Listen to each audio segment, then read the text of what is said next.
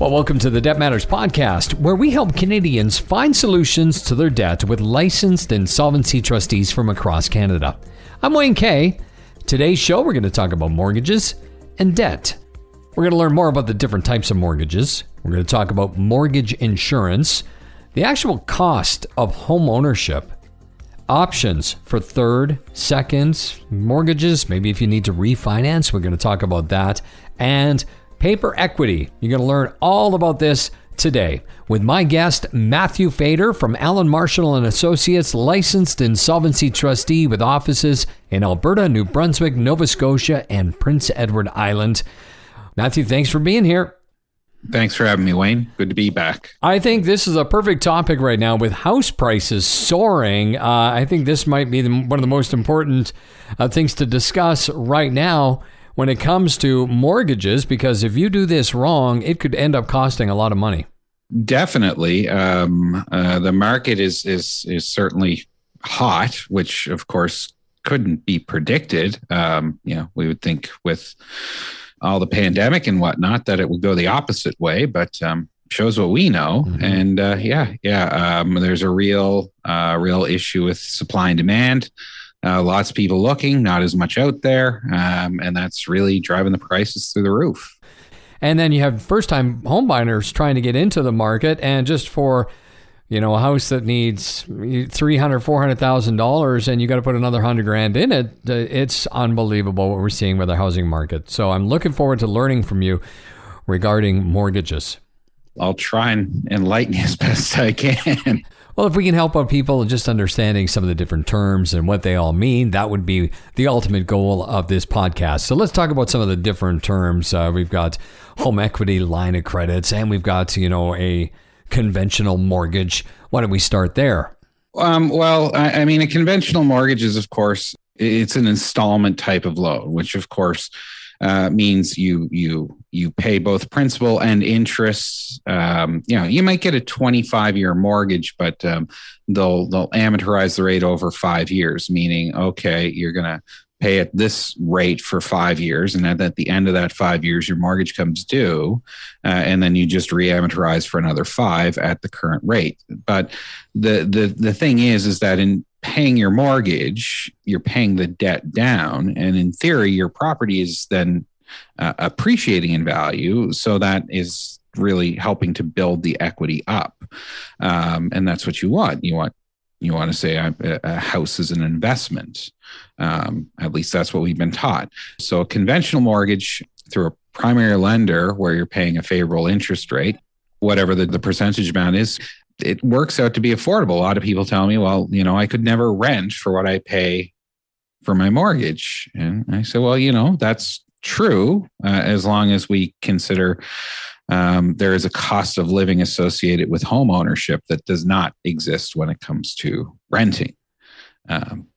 Property taxes and general maintenance and things of that nature. Right. But all in all, your installment-based conventional mortgage has that focus of saying you will own this home mortgage-free within a certain defined time period. A home equity loan or a HELOC or whatever it is that you want to call it, that's a revolving line of credit attached against the equity in your house. So you'll often see people, or I will, where they have a conventional mortgage where they're making regular mortgage payments, but then they have this line of credit that's attached to their house. Now, the line of credit isn't an unterrible thing. The bigger issue that we run into with a line of credit is depending on how it's structured. We'll say, Wayne, you have a $300,000 mortgage. Your property's worth $300,000. You have a $150,000 mortgage, and you go out and you get this home equity loan for like $100,000. So it's like $100,000 line of credit. But because the two are linked together, as you would make your mortgage payment, thereby dropping the principal, and supposedly building equity in your house, what it does is it opens up more room on your line of credit. So, you pay $10,000 down on your $150,000 mortgage. Your mortgage may be $140,000, but the room on your line of credit just bumped up to $110,000. So it sort of puts people on the cycle to say that they continue to borrow against that line of credit. And since your only requirement is interest only, it's at 6%. So it's really cheap to just make the interest payments. But of course, nothing happens. You're not building that equity at that point, because all you're doing is you're maintaining this interest only payments, and the line of credit remains basically untouched. You do that for 20 years, you sell your house. Yes, the line of credit gets paid out because it is secured against the house, but it's that full amount that you borrowed against. And, we'll see that sort of flip where people are paying that mortgage down. They think they're building that equity, but because that line of credit continues to increase the room and they haven't adjusted their spending habits, they rely on that line of credit. And the spending just continues. Right. So it can be a dangerous trap, right? I mean, like, it's great if you say I got to fix the roof and I have access to that line of credit and I'm going to use it to fix the roof, build the value in my house, really invest in it. Then you're building value in your house, which is great. And if you're not out of hand with the line of credit, then you say, well, I can control the payment, or I'm making a payment that would be above an interest only payment. I guess that's really the key to it, is the bank encourages you to make that minimum interest only payment, but really you should have it factored into your budget to say, well, I want to pay this debt off too. Is this a common thing? Oh, absolutely. 100%. They're what we call retail collateral mortgages. We see them constantly. Really? Yeah. So that means I could buy a car, and I could buy a snowmobile, and I could buy an ATV and a motorcycle under my home equity line of credit. Yeah. And you're buying them outright, so there's no liens on them, right? So then you would have access and control of those assets. So, go on vacation, pay off debt, do whatever it is. And this is one of the areas that I think my industry is going to see a fairly substantial boom in the next three or so years. With the increase in the market, of course, people that are coming up for renewal refinancing during the pandemic, they've really seen their property values up. Yeah. So my house was worth 300 last year. This year it's worth 375. The next year it's worth 420. Like, it's not supposed to work that way. But then when the mortgage comes up for renewal and they say, well, I owe $250 on it, and they go into the bank, and the bank's like, well, your house is worth 420, so why don't we rework your mortgage or put you into this a HELOC, the home equity loan, and then you can pay out your debt. Which is great. Don't get me wrong, that is fantastic. It's a great thing to do, to say I've got a bunch of debt, high interest, wrapping it up into a mortgage, refinancing, pulling that money out to pay high interest debt. Yeah. It's a fantastic plan. As long as the market stays stable. Okay. And that's going to be the real issue here, is that if you say, well, I'm just barely making this mortgage payment, or, it's comfortable, but I don't have a lot left at 3%, 4%. And then further to that, if you say, well, I just satisfied all my debt, but you're not adjusting your spending habits, people will tend to, say, hey, I have no debt, so let's go on vacation, or let's eat out more often, or things like this. And their debt level starts to increase. Mm-hmm. So they're starting to dig themselves back in if they don't address the core spending habits that can often get people into trouble. So it's still debt. People need to realize that it is still debt, and you want to get rid of that. It's cheaper debt, or at least it is. Yeah. At least it is now, because if you come up for a remortgage in 5 years and the interest rate's doubled in 2%, and you've got a $400,000 mortgage, well, 2% on $400K is a lot of money. Mm-hmm. You feel that hit, and that's kind of where when we look and we say, well, why is the industry slow right now? Because my industry is fairly slow. It's picking up, but it has been fairly slow through the pandemic. We've had lots of stimulus. We've had the government contributing all these plans to help keep people afloat, which have certainly contributed to keeping insolvencies down, which, I'm not supposed to say is great because it's my industry, but it's great. I don't want people, yes, if you're kind of come in, I want you to come see me, of course, but right. You know what I mean? Yeah. Like, as an industry, we don't want to see the high levels of inflation, the irresponsible spending, things like that. But if we don't address those core problems, when those interest rates rise, and if people can't keep pace with their mortgage, we flip into a crash. And that's a scary thing to say. What does that do to the value of your house if all of a sudden all kinds of people say they can't afford to keep their places anymore and they flood the market? Now you've gone the opposite, where there's too much supply and not enough demand. We'll have to wait and see what happens. It's going to be interesting because we've never seen houses go up this fast in all these different areas. So it's going to be quite something.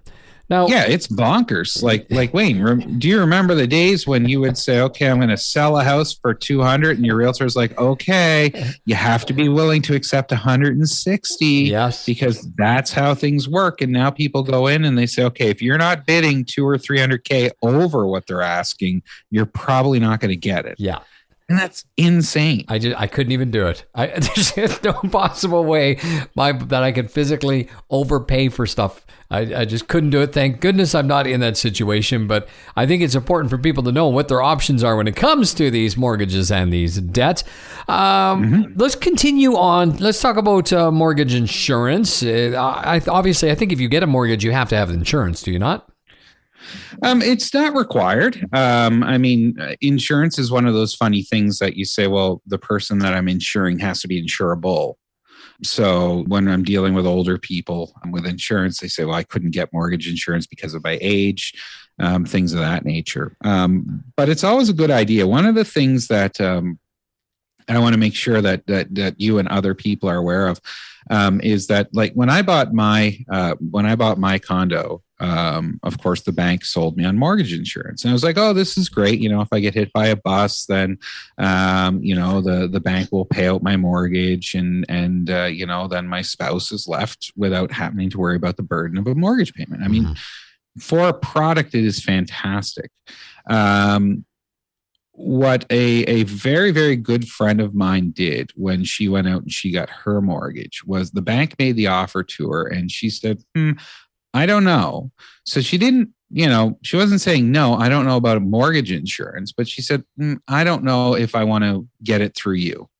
And I don't think it was a slight against the bank, but I think she was just clever enough to say, I think I want to see if I can shop around and see if I can find something different. So for me, like I said, I got my mortgage through my bank. My bank said, hey, do you want mortgage insurance? It's this. I was like, oh yeah, great. One-stop shopping and everything like that. But this good friend of mine, she told me, she said, well, between what the bank was going to sell me and what I was able to get through this other provider, I got better coverage for me. And it was, it was cheaper. Now you say, oh, well, it's, $10 cheaper, something like that. But you're looking at a 25-year mortgage. So if it's like $10 cheaper a month, that's really, really adds up. You don't think about that $10, but you're absolutely right. So that's a good one. I didn't realize you could actually go shop around, or maybe I was just too lazy to go shop around and just thought, well, whatever, it's $6 or whatever it was, and I got my insurance. 100%. I mean, that's the hook, right? Yeah. Is that, I'm signing the mortgage papers. I'm here at the bank.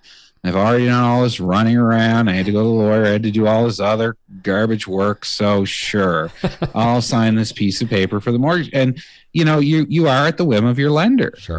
Is that the best product for you? You just made 38 other decisions. Is this another one that you're really prepared for? So, I really do salute her for having that peace of mind to sort of set back and say, wait a minute, I'm going to do my research and I'm going to see what's better for me and better for my family. So, bravo to her. Yeah. And it was a lesson learned for me because I was like you, Wayne. I was like, geez, I never really thought about that. My car insurance is through my bank. Why? Because I'm like, well, you guys sell insurance. So sure, give me a good rate. I'm pretty sure I could shop out a better rate, but I'm too lazy to do it. Exactly. We all are. Okay, now another key point is the cost. We're talking about the $10 extra and all this, but when it comes to actually owning a house, it can get very expensive. Well, this is, again, one of the key features that comes with homeownership is homeownership comes with the price of maintenance. you're viewing this asset as your investment, to potentially say it's like deferred rent. Like what I'm paying, I'm going to get back when I eventually sell it. You don't get that when you're renting, you get it when you own.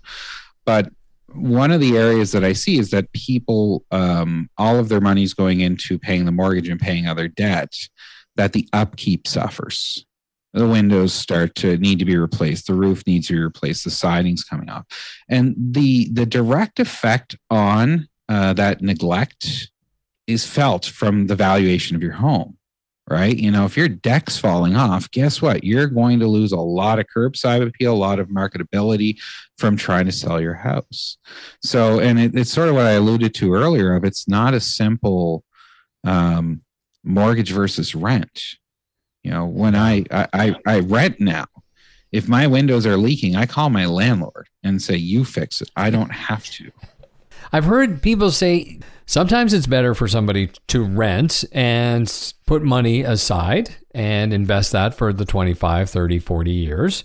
And then others say, yeah, no, owning a house is best for me. So that's a really good thing that they need to keep in mind. It's all these additional costs that come up. Now, let's say you get into that situation where, oh no, okay, I've got to get the windows done. I've got to get the roof done, and I've got to get this done. And for some reason, all the contractors I've ever talked to, they don't know any other numbers than $5,000 or $10,000. Those are the only two numbers they know, and it doesn't matter what it is they're doing. So at what point can you do like a second mortgage or a third mortgage? How does that work? Well, second and third mortgages are generally not the greatest of ideas because you're putting another lender behind a principal mortgage holder, right? Okay. So they typically are high interest and usually come from higher risk lenders. So when you get a second mortgage, I'm sorry, I've got to interrupt you for a second. I always thought the second mortgage came through the same bank, but no, that's not the case. Goodness gracious me, no. No. Okay. Typically, it won't come from the same bank. If you were able to do something through the same bank, you weren't going to look at a huge payout or, because there's a penalty if you had to refinance, the loss of interest, the IRD calculation or 3 months interest. So typically, no, a second mortgage comes from a secondary lender.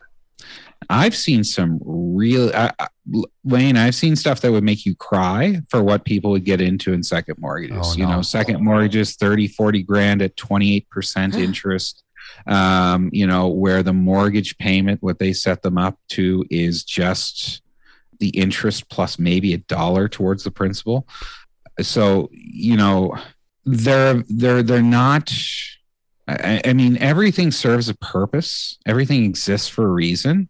If used properly, I'm sure it's a great mechanism to say, I've got to get access to cash that the bank won't help me out on because for whatever reason, my credit isn't as good to be able to get something through my bank, like a HELOC or something like that. So it's really a warning sign to say, if I need access to this cash, where I would say, well, be careful what you're signing into. Because once that's in place against your home, it's a mortgage. If you say, I'm really struggling with paying the second mortgage, well, if you don't pay it, they're gonna go into foreclosure. So it's really, really something to be cautious about, to have thought about, perhaps seek legal opinion before you get it, even talk to a trustee like myself, anybody to say, is this a good idea? Because is this the solution? $500 a month sounds really easy. It gets really, really hard sometimes. Just to hear those numbers you said, oh my gosh, when it's even more than your credit cards, that's just crazy. And I think credit card debt is ridiculous. So that's just unbelievable. I'm glad you brought that up. Can you talk about paper equity in like a minute and a half? Well, yeah, I can. I mean, paper equity is one of those wonderful things that has lots of paper value, but no real value. People say, well, I have equity in my house. And I'm like, okay, that's wonderful. But if a bank's only going to finance you up to 80% of the inherent value, that 20% of equity, quote unquote, that you have in your house really is useless to you because you can't access it. I mean, we really don't have time to go into some of the more minutia as to where it can be I don't want to say damaging, but ultimately I've dealt with situations where paper equity, either natural or inflated by the bank, because I've seen that. A bank won't lend up to, will only lend up to 80%. So I've seen valuations magically go up. Right. Yeah. So that they value the property higher, so that this person will qualify for a mortgage. And what that does is that creates the impression of that paper equity. Basically, what they're doing is they're saying, we're going to inflate the value of your home so that I can give you a mortgage that, based on the math, you really can't afford. And it's a terrifying thing. I wish I didn't talk so much before, so we could spend a little bit more time on it. But no, this is fantastic. I think it's really good to give us some eye-opening information when it comes to this, especially with what you see regularly with people that do get in trouble with these situations. So I really appreciate you taking the time to chat with us today and to share this information regarding mortgages and debt. Well, it's my pleasure. I'm always happy to be here. Well, my guest today, Matthew Fader from Allan Marshall and Associates. You can learn more or set up a free consultation with Allan Marshall and Associates through their website at wecanhelp.ca. wecanhelp.ca. And that's it for today's Debt Matters podcast. Now make sure you subscribe wherever you get your favorite podcast from. And of course, for more information, you can always check out debtmatters.ca. Thanks for listening.